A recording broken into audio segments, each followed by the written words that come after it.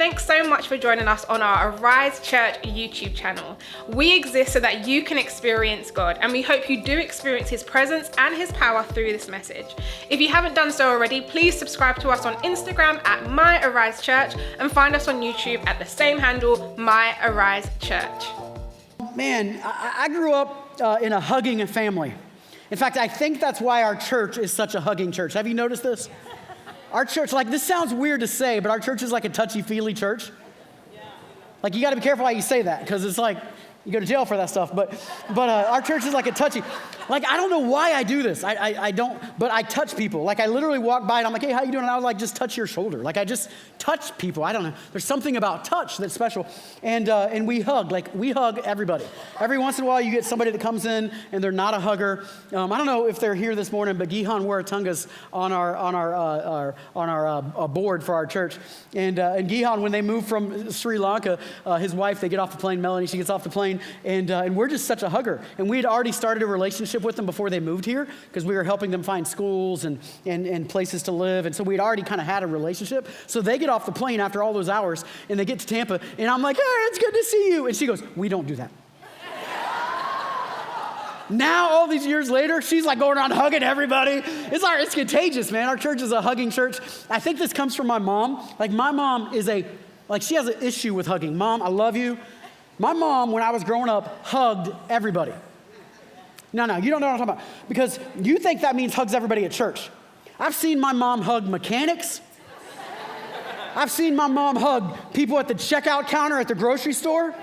People at the seafood section in the back when you're ordering that special thing. I've seen, she hugs everybody.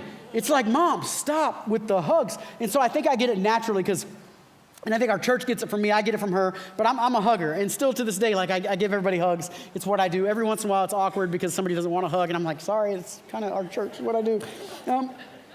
But we do that. And then when you give hugs, you got to give the right kind of hugs, right? So if two dudes are giving a hug, you got to give bro a hug. All right, so you get the clap in the middle. Brandon, you know what I'm talking about. You lean in. Run up here real fast. Let's demonstrate it real fast. Run up here. Come up here, baby daddy. Bro hug. Clap in the middle. Pats on the back. That was a good one. All right, so here's the deal. You get 1 to 3 pats on the back. 4 pats? No, we got too close.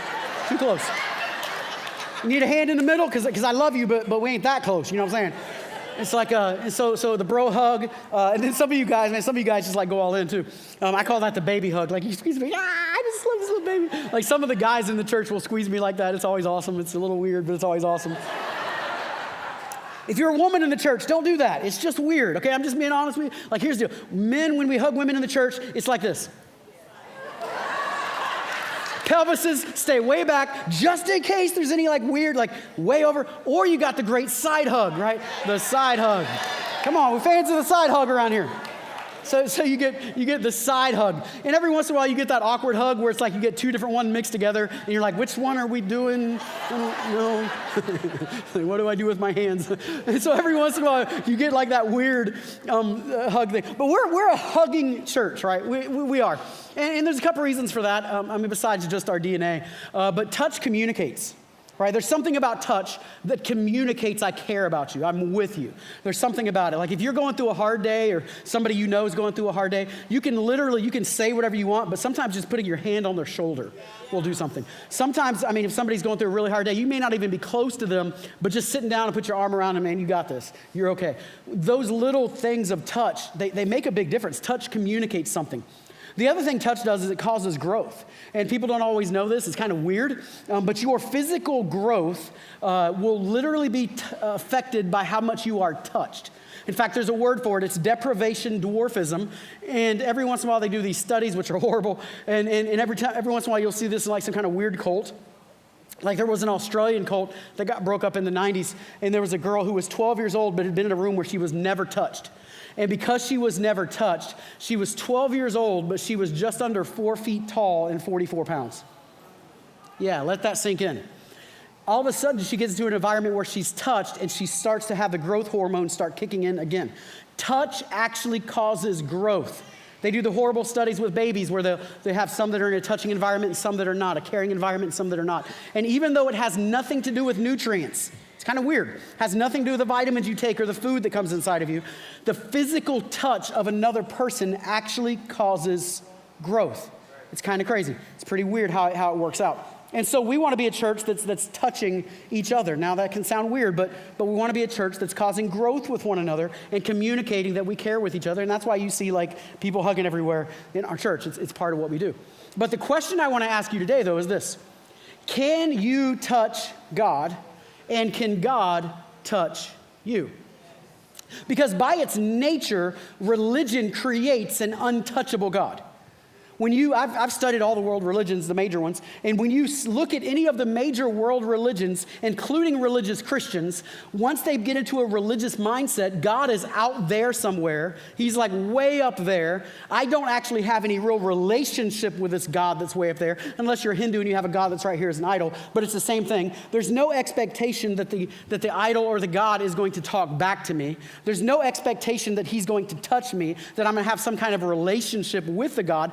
Religion creates this idea that God is up there somewhere. The Christian version would have like him up there with a big beard and you know, he's looking very masculine and old but wise and got the big beard. And so we create this God that's up there somewhere but has no relationship with us. And so he becomes untouchable. And that version, that religious spirit actually makes the God of the universe that longs to touch you, longs to be with you, puts him at arm's length and makes the religion very sterile, very harsh, not touchable, very cold, makes it duty-driven. You end up serving a God out of a spirit of servitude instead of a spirit of love. So you end up serving a version of God that he demands you serve, and there's no connection between the two. Now, some of you know about this because some of you, even walking in today, that was your version of Christianity. In fact, when I work in apologetics and I work with people of other faiths or people who are atheists, almost always many of the things that they're bringing up against Christianity are not even what I believe, because us Christians give Christianity a bad name, because if we're not careful, we become religious, where Christianity was never meant to be a religion. It was meant to be a relationship with Jesus. But we do that. We do that. And then when we look at the book of Hebrews, we see a book that nobody knows who the author is, which makes it quite interesting. There's some theories that it may be a female author. Put that in your theological pipe and smoke it for everybody who's anti-women preachers. But it could be, who knows? But nobody knows who wrote it, but it seems to be much of it is a compare and contrast between the Old Testament and the New Testament. Comparing, contrasting. In Hebrews chapter 4, let's go ahead and go on that screen. Hebrews 4, 15 through 16. The King James would say it this way: "For we have not a high priest which cannot be touched with the feelings of our infirmities." The new NIV that I would normally use would say that can't empathize with our infirmities or with our weaknesses. So cannot be touched with the feelings of our infirmities, but was in all points tempted like just as we are, yet without sin. We have a God who can be touched. And this is the radical difference between the viewpoint of the old covenant and the new covenant. And you're seeing this back and forth, because in the new covenant, in the old covenant, you had a high priest, and that high priest had to be righteous, had to be holy, had to live inside of a certain lifestyle that was very religious, and he could not be touched by those with infirmities, because that infirmity would, in the spiritual sense, get on him, right? So if you were touched by somebody with an issue, you inherited that issue. And so then you would be ceremonially unclean, and you would have to go through the long, rigorous process of becoming clean again. Well, that was bad for a normal person, but it was especially bad for a high priest who once a year had to sacrifice on behalf of the whole nation. And as he's preparing for that, would go into almost hiding because he could not be around anybody who might touch him and mess this up for the whole nation. Are you with me? Yeah. That's what religious nature does. When you have a religion, it creates this aura of this person that is untouchable, that is special, that has special knowledge and special access to God. And when you have that, all of a sudden you're trying to touch him, but you can't. That's what religion does. You look around the world, whether you're talking about an imam or a Hindu priest or a Buddhist priest, no matter what it looks like, you end up with these special people that wear special clothes, that talk about special things, that have special access to God, special knowledge, understanding of a special book. And ultimately they become untouchable to you because they're them and then there's you. But Hebrews says we have not a high priest which cannot be touched. Because when you get away from the religion side and you get into the actual practical relationship you can have with Jesus Christ, who is your high priest, by the way, that's another thing Hebrews would teach us. When you get into that relationship, you find that God is actually accessible to you. That through Jesus Christ, God can be touched. Do you realize that? That God can be touched, that your tears touch God, your sicknesses touch God, your prayers touch God. When you cry out to God, you can literally touch God, and God can literally touch you. In fact, for crying out loud, his name, one of the names that was prophesied about him before he even came, was Emmanuel, meaning God with us. See, y'all are so smart. Y'all should be up here preaching this message, not me. Emmanuel, God with us. And that was not God with us in some kind of spiritual sense. That was literally that God would be with us in the flesh. And because he was with us in the flesh, you now have a high priest who can empathize with your weaknesses, which is the NIV version of this King James passage, or can be touched by you. Are you with me? Yeah. Number 2, if you're taking notes, Jesus can be touched even by those with issues. And this is key, because in the old covenant, you could not touch the high priest if you had issues. In fact, you weren't really supposed to touch anybody. If you had leprosy or some issue, you walked around screaming, "I got leprosy, stay away from me," because you don't want to accidentally touch somebody and they got to go through that long ceremonial process of becoming clean again. And so if you were really an outcast when you had an issue, but in the new covenant, you see that God is actually inviting those with issues to come touch him, as we'll see in this passage in just a second. But before we do, I want to share a before and after testimony of 2 people that attend our church. Micah attends our Southshore location. John is right here. He attends our Brandon location, obviously. And I want you to see their healing testimony of how God touched them physically in healing. And we're going to see the before portion of the testimony here. So watch this testimony.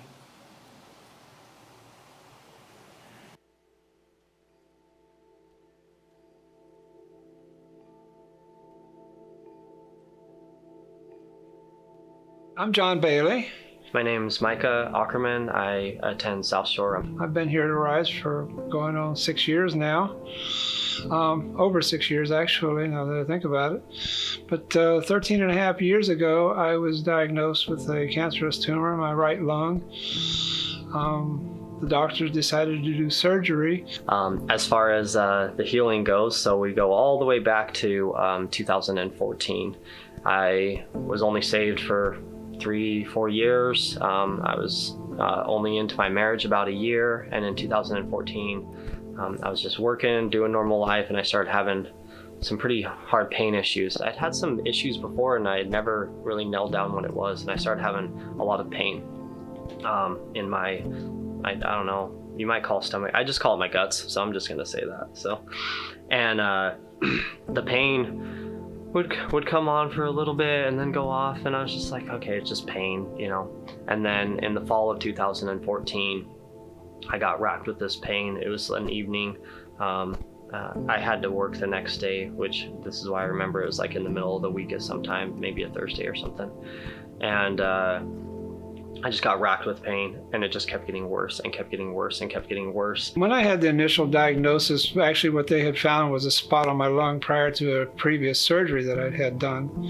And they thought maybe it might be an infection.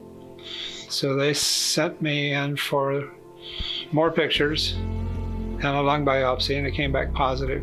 And that's when they decided the first time to do surgery, they removed the upper lobe of my right lung. Like, it was the worst pain I've ever experienced. I've broken bones, I've been in car accidents, and this was like by far the worst pain I've ever experienced. So I'm stubborn, I'm a guy, I'm stubborn. So my wife had to convince me to go to the hospital, but she's like, no, I'm taking you. So I'm like, okay, we're gonna go to the hospital. It was actually like a really bad day, one of the worst days of my life, because I was worried it was cancer. And I was like, I told him, I'm like, Doc, just tell me if it's cancer, just tell me what's going on. You know, there were many times when I shared what was going on with me, because I was a barber and a hairstylist, and I had quite a number of clientele at the time, and I shared with quite a few of them, and they would cast dark clouds of negativity over me, and I have to go away from them at some point in time and cry out to the Lord and lift myself back up again and go back in and start all over again. My gastroenterologist told me, what you have is Crohn's disease. And it's a terrible disease that we have no cure for. The way Crohn's disease works is basically your immune system attacks your digestive system. And so I had a lot of, through the scopes it showed, a lot of inflammation, a lot of like internal bleeding, a lot of scar tissue building up, which creates blockages, which is why they end up having to remove parts, which I didn't end up having to happen. But I had such intense blockages with, at the same time, they're damaged, so they're in a lot of pain. So as I would eat during the day, this is basically how it worked. As I would eat during the day, my body would start to process that, and it would just become extreme pain. So basically every evening when it was bad, especially and towards the end, basically every evening for about 6 to 9 hours, I would be in the worst pain imaginable. As we were walking out of the hospital on the day of the diagnosis, we looked at each other and we declared that regardless of the outcome, we were going to give God all the glory. I was believing that I was healed at that point in time, even though I had to undergo the surgery. God does what he does in his way and his time. I just had to remember who I was, and most importantly, whose I was, and that his promise was never to leave me nor forsake me. Unfortunately, I was diagnosed 2 more times and treated with radiation both times, and we went in and they removed part of a lung and told me that they'd gotten it all. And 2 years later, they found another tumor.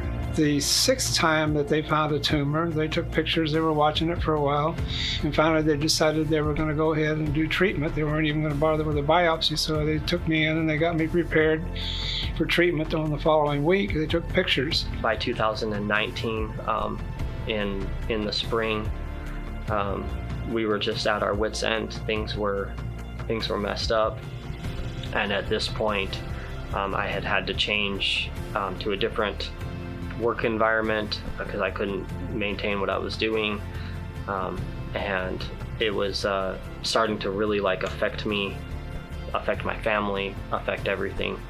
And I got on Humira and I had some hope. Humira is a pretty ruthless drug in my opinion, but it helped. It helped for a while. I had remission actually for several months, and right after that it comes back. I had all but stopped even asking God to heal me, and mostly I was just begging God to take me home.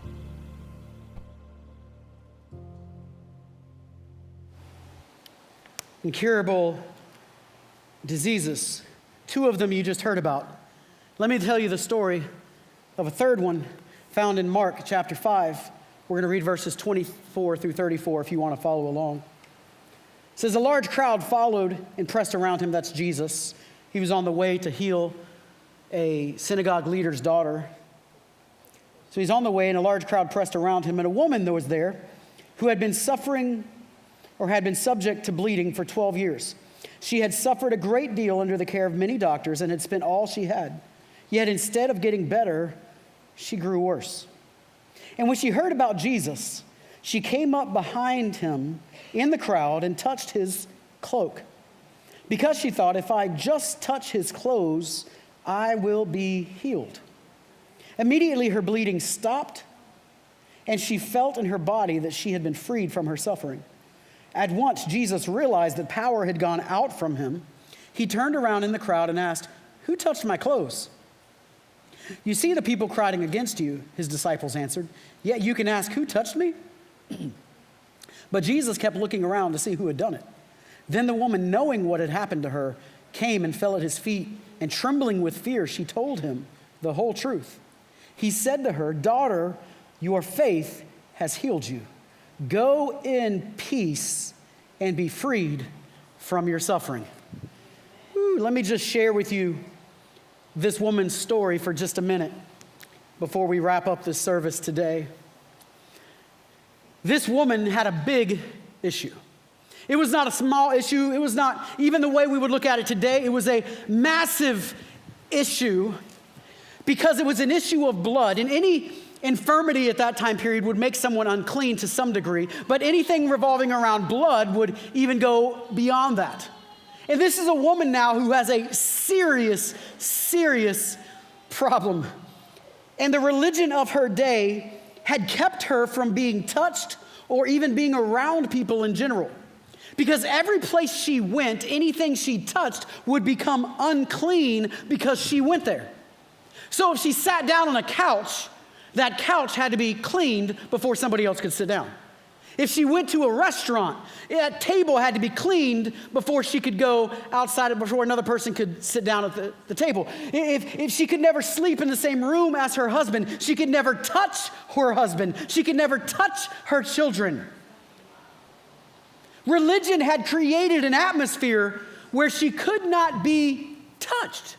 It was a big, huge, stinking deal. And this began to separate her because anytime you have an issue, if it stays long enough and gets big enough, it will eventually separate you from everybody else.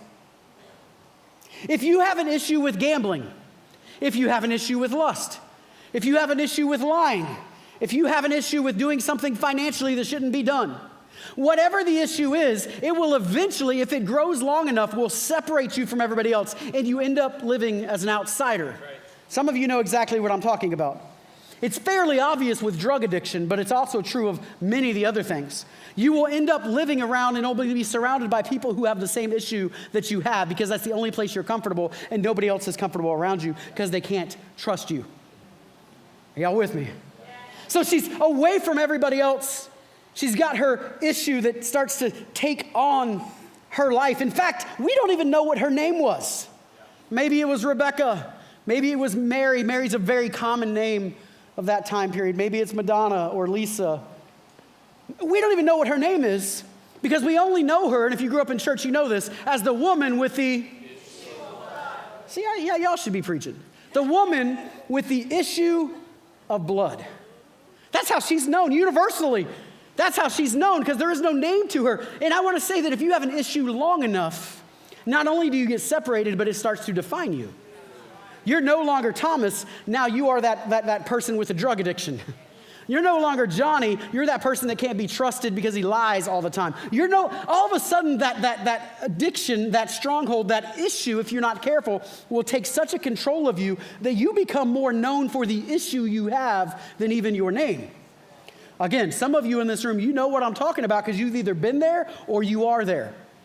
And your reputation gets bigger than your actual identity. And this is what's going on with this woman.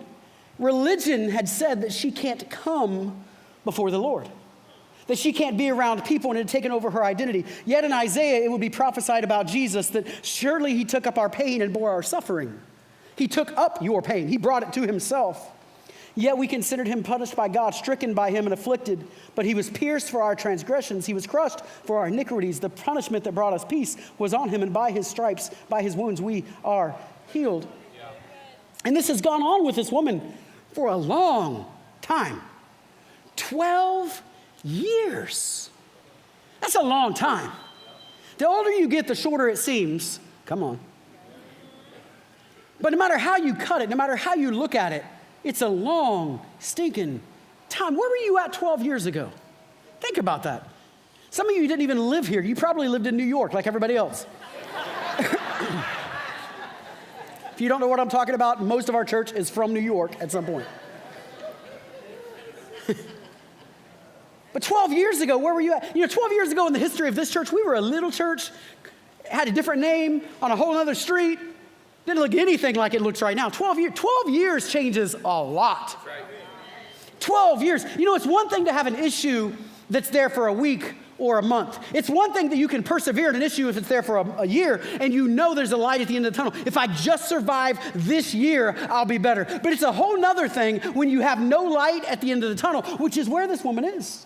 She has paid every dollar she can pay to every doctor that she can find, trying to find a relief, and nothing has worked. And now she has lost everything, and she's destitute, and there's no light at the end of the tunnel, and she's just like, what do I do now?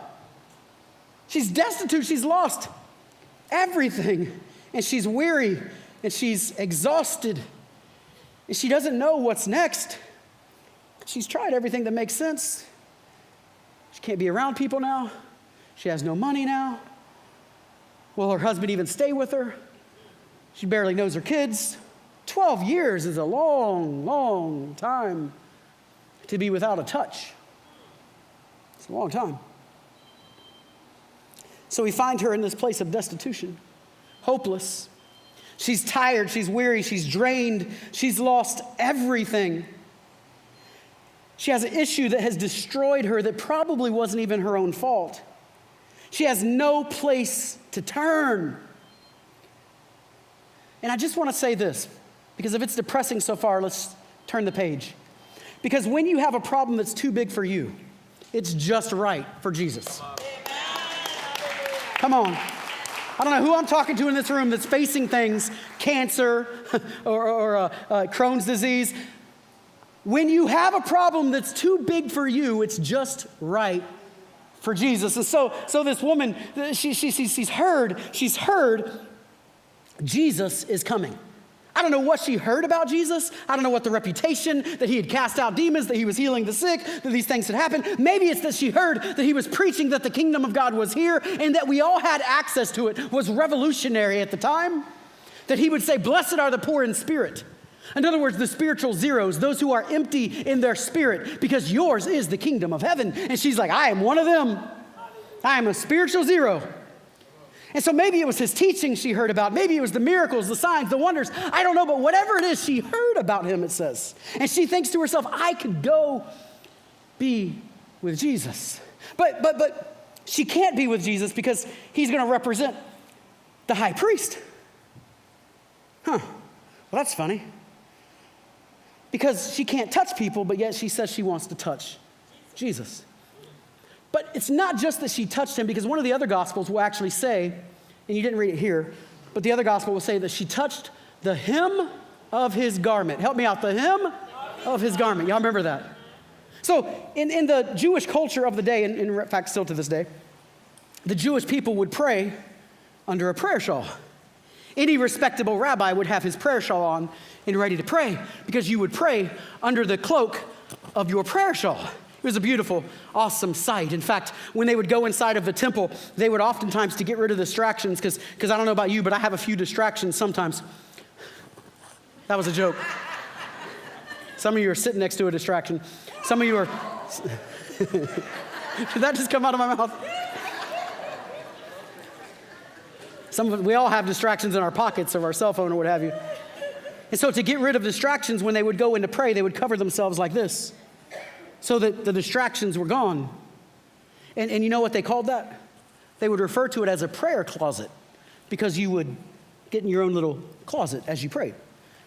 So when Jesus talks about a prayer closet, he's not talking about going into the room that has like your old jacket that you pull out once a year and it's all musty and it's Florida, so you only have to pull it out once a year, or when you go on vacation back to New York.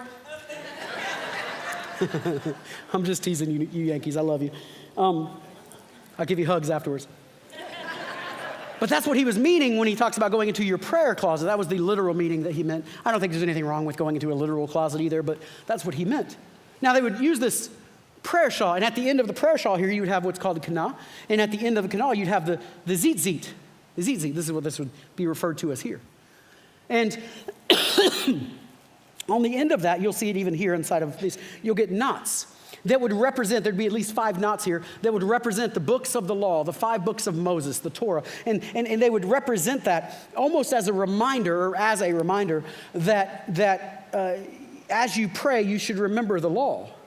So it's a reminder. It's not unlike putting a string on your finger many years ago to remember something, or putting a note in your phone now to remind you of something. And so it's a reminder. So as they prayed and they looked down and they would pray, they would see the law in front of them and remind them to keep the law, because that's how God answers your prayers. And then when they would stand up sometimes, they would begin to teach, they would do this. And it began to be referred to in ancient times and in the Old Testament as wings. Wings. Wings. This should change the way you read some passages in the Old Testament that talks about God wrapping you in his wings and protecting you with his wings. Because this became known as wings. And all the way back in Numbers chapter 15, there was the command to use the prayer shawl, all the way back there. But throughout the Old Testament, it begins to morph and change a little bit, and they start to add things to it and change things up a little bit as a reminder. And by the time you get to the very last book of the Old Testament, the book of Malachi, the one you only read when you need a tithing verse, right? When you get to that little book of Malachi, the very last book of the Old Testament, it actually says that when the Messiah comes, there will be healing in his wings, which the root word is actually the zitzit, this right here. It's this, that there will be healing in this. Are y'all catching something now? Yeah. So when she's reaching out to touch him, it's not. And even in the Greek, it says that she thought, if I can just touch him, if I can just touch him, if I can just touch him. But we read it once, but when you read it in the Greek, it's emphatic, meaning that she kept saying it over and over and over in her mind. You ever have something you have to keep saying over and over in your mind? Because this is so audacious, this is so crazy. All right, I'm going to go for this. I'm going to jump off this. I'm going to do it. And you got to keep telling yourself over and over. It seems to be she kept telling herself over and over. But what was she telling herself? It wasn't just that she could be healed. Because you got to get this, or you'll miss it. Because Jesus said faith had left me. What faith in what? Because she seems to understand that he is the Messiah.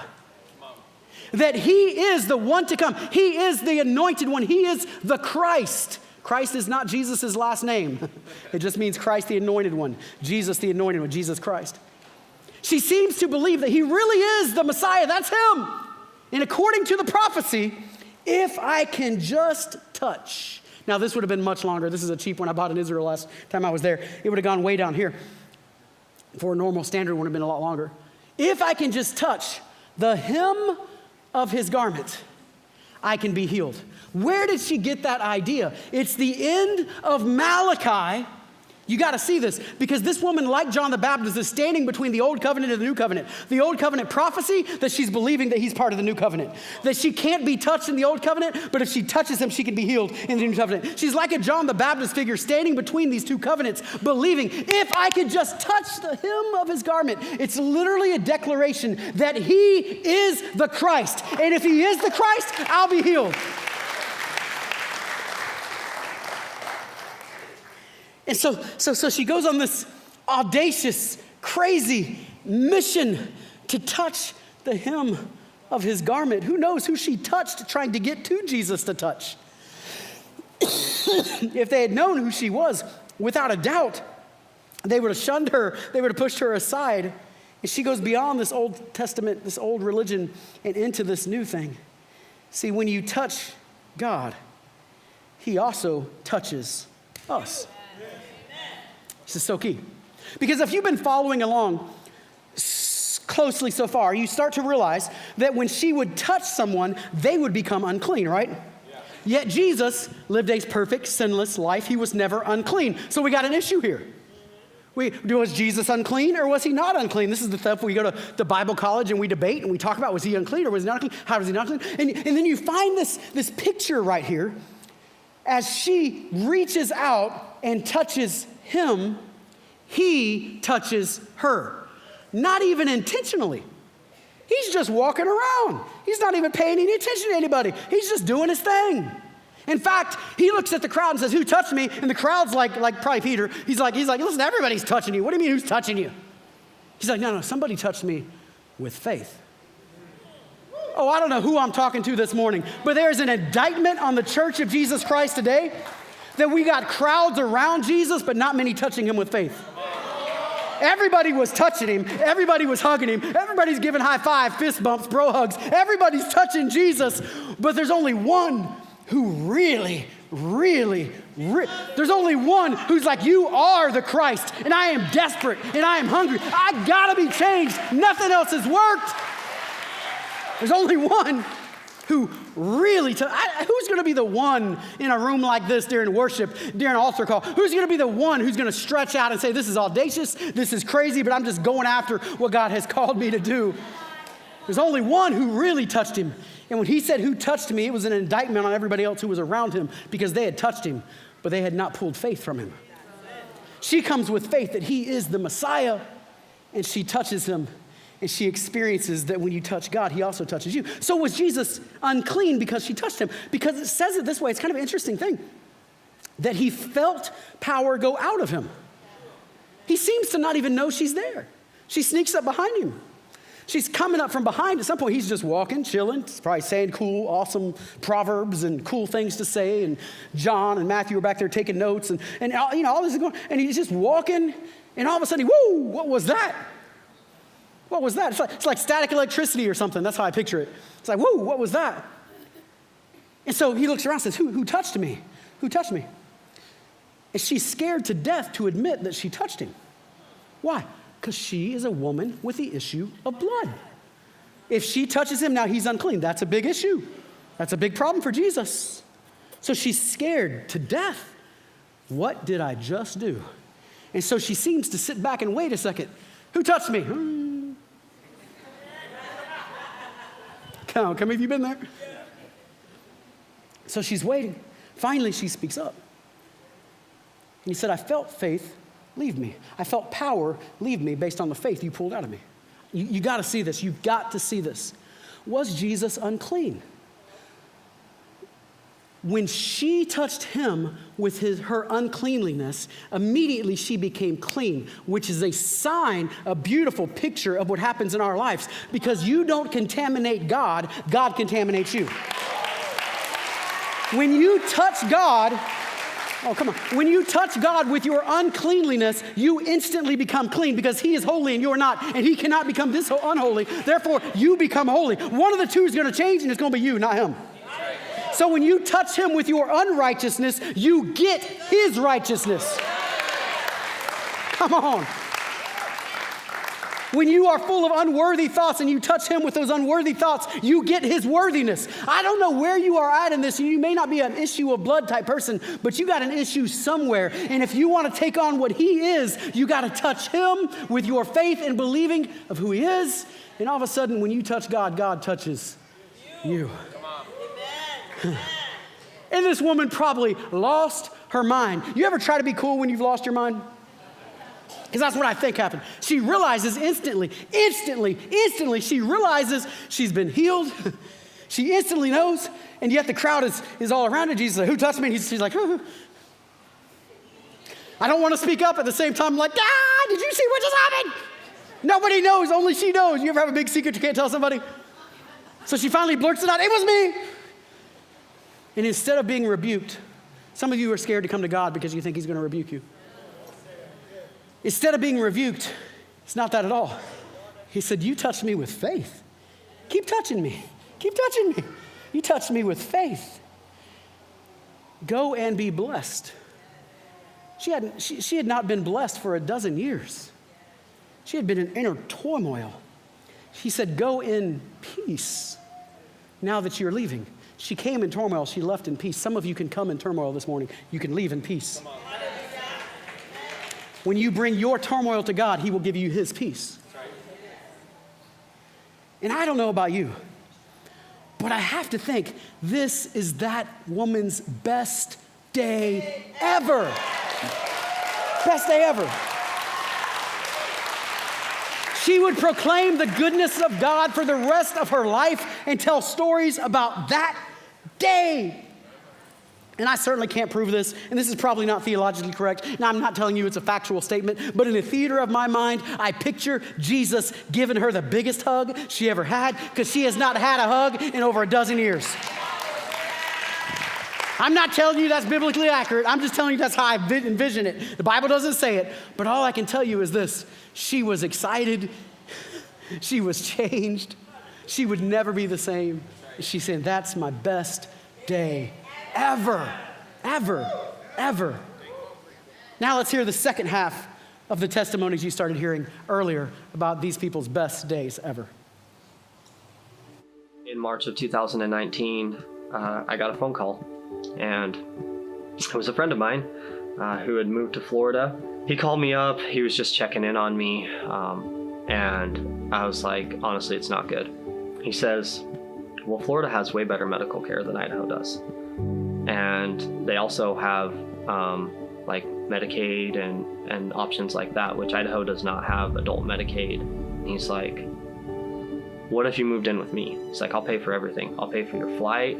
I'll pay for you. I'll pay like all the costs of living, like indefinitely. 5-6 days later, I was on a flight to Florida. We were sitting in the room waiting to go in, waiting for them to take me back to do a lung biopsy. And they were looking through the pictures, and Barbara looked at the pictures, and then she looked at them and she says, we're opting out of this today. So I was walking my dog down Paul's Drive and then down this little area over here. And I kept walking past this church. And I was like, man, there's something about this church. But I'll just be honest, it says Assembly of God. And I'm like, those are the Wackadoo people, though. Because that's what I had been told. And I'm like, those are the intense people, though. I don't know. And then one day we're driving with my wife and we pass it, and my wife's like, I really want to try this out. I know that you don't know, but I just want you to try it out. And I'm like, man, I've been thinking that too. Okay, let's do it. And at the end of the month, they have a restoration room. I was shocked. But when the doctors and the nurses looked at her and she said, oh, you're going to take him back and you're not anyway, but you're not going to find anything. I was just believing in faith because my wife, the pastor's wife, and 2 of the elders of the church, and 2 of them didn't even know what they were praying for. But what they spoke over me was right in line with what was going on. They had no clue what the prayers were for, but they followed the prompting of the Holy Spirit and prayed what the Holy Spirit led them to pray. And it was confirmation for me. I knew God was in it regardless. So I go to restoration room, and God met me there. And when we talk about experiencing God, this is honestly what I think about. So I'm like walking around and just talking to God, and he was talking back. And he's talking to me, and he's partly encouraging me and telling me to trust him and telling me that, all this had a purpose and that he knows I don't understand it now, but I'm gonna eventually, and then hold me accountable for believing the lies of the enemy, for buying into them, for allowing him to steal my hope, for allowing him to push me to where I just didn't want to even be alive anymore. So they took me back and they took me in, and 15 minutes later, the doctor went out and approached my wife, who was sitting out in the hallway with a nurse, and said, we couldn't find anything. And the nurse that was sitting with her just jumped up and started hollering, praise the Lord, glory, hallelujah. And at that point in time, that was my best day ever. The very next day, Monday, I decided to jog with my dog instead of walk. And it felt good. I was like, oh man, I jogged. I haven't jogged in years because I wasn't able to. And so I'm like, I actually feel pretty good. Like, I'm just going to try to press through. And in my mind, I was thinking, even though I still have Crohn's disease, even though this is still happening, like when I feel good, I'm just going to press through. The 6th time that they found a tumor, they took pictures, they were watching it for a while, and finally they decided they were going to go ahead and do treatment. They weren't even going to bother with a biopsy, so they took me in and they got me prepared for treatment on the following week. They took pictures. And the next week, early in the week, the doctor, well, let me back up. On Sunday, Pastor Ken was at the altar during prayer, and I went up and asked him to pray with me for healing. And early the next week, the doctor called me, and when I answered the phone, he said, Mr. Bailey. I said, yes, sir. He says, we're not going to do anything with this. I said, why? He said, we can't find anything to treat. And I said, praise the Lord. Thank you, doctor. You have a great day. And that again, was what I would call my best day ever. With each diagnosis, it would have been easy to become depressed, but I never got to that point because the Lord was always there, always. I had a suspicion that there wasn't as much going on because I wasn't experiencing the pain. And so I go in for my scope, and they scoped me, and I came back to get the results.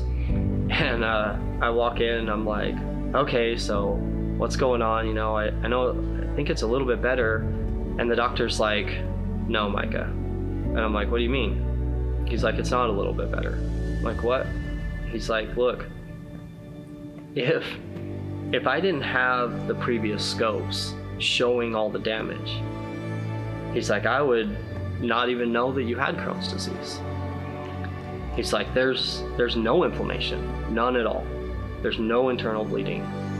It's like, but it's more than that, because there's no scar tissue.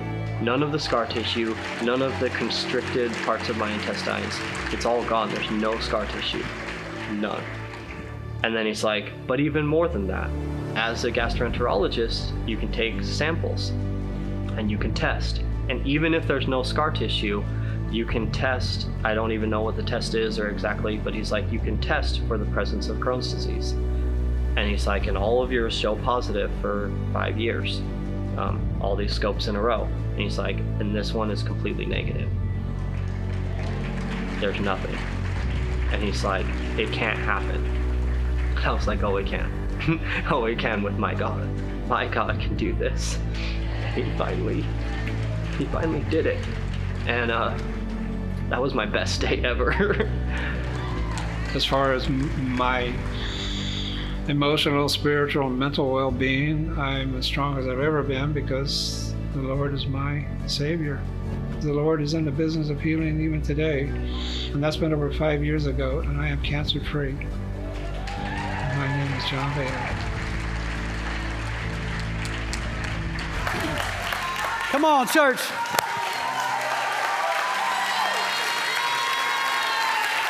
God is still touching people who touch Him. Oh, my goodness. My goodness. Would you stand up with me around the room? We're going to have parking issues, so we got to wrap this service up. But God is still touching people that touch Him. Has He touched you? When I was a kid, we used to sing, He touched me. Oh, He touched me. And oh, the joy that floods my soul. Something happened, and now I know He touched me and made me whole. God is doing so much here at Arise Church, and we want you to be a part of it. Stay connected with us on our YouTube channel, Facebook, and Instagram, and wherever you can find us online at My Arise Church, and we'll see you next week.